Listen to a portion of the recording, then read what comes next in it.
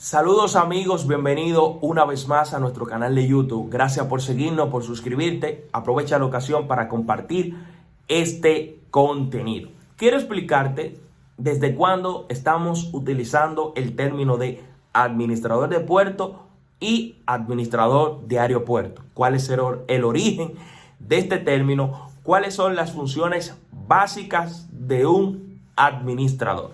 Lo primero que voy a explicar es cuáles son las funciones.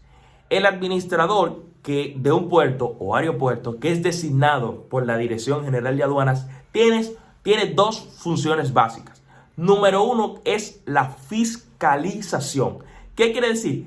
Que todo el trabajo, o sea, en el trasiego, en el tránsito de mercancía, exportación, importación, consolidación de mercancía, el manejo con las navieras y el manejo con todo el personal que se mueve en ese puerto, él lo debe fiscalizar y verificar que todas las tareas se estén realizando de acuerdo a las leyes, de acuerdo a los decretos, de acuerdo a los acuerdos comerciales, de acuerdo a los acuerdos internacionales que suscriba el país y también que suscriba la Dirección General de Aduanas. Su rol principal número uno, es fiscalizar.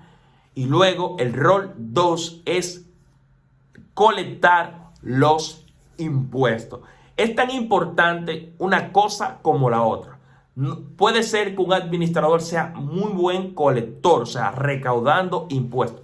Pero muchos impuestos también se le pueden ir por no tener una buena fiscalización. Entonces el administrador tiene que consolidar dos funciones: fiscalizo y colecto impuestos, recaudo impuestos, porque esas es básicamente las mediciones que se pueden utilizar para saber si un administrador es eficiente o no es eficiente. Ahora bien, ¿de dónde viene este término de administrador y cómo hemos llegado hasta aquí?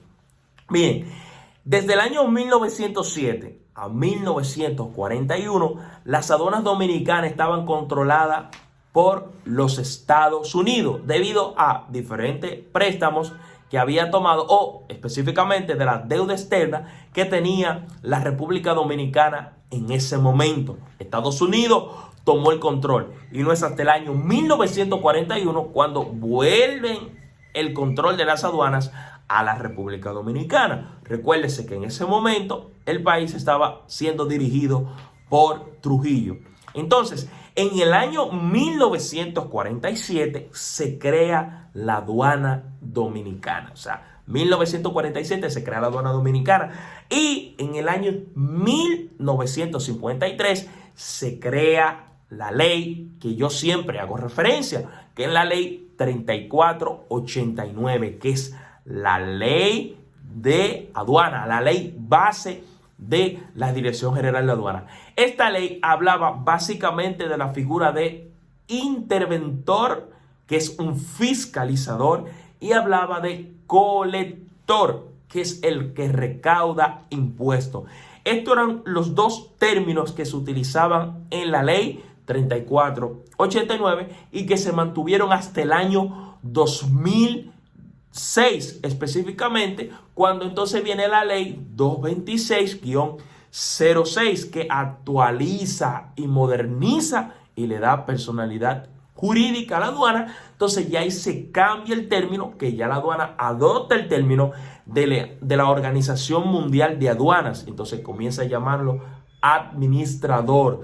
Hasta ese momento siempre se conocía como colector, y el lugar donde están los funcionarios en los puertos es la colecturía, pero ya no se conoce así, sino que si usted le va a escribir una carta al administrador de puerto, entonces usted se dirige como administrador, por ejemplo, de administrador de aduana Río Jaina Oriental, o sea, porque así se conoce ya, como el cargo es administrador. Y cuando usted esté en el lugar, no, yo me encuentro en la administración de puerto de Jaina Oriental, es un poquito más largo, pero es un término moderno, o sea, porque el término de colector es un término muy atrasado, que quedó atrás con la ley 3489. Entonces, la aduana asume ese término del glosario de términos de la Organización Mundial de las Aduanas. Eso he querido explicarlo para que sepa de dónde proviene este término de administrador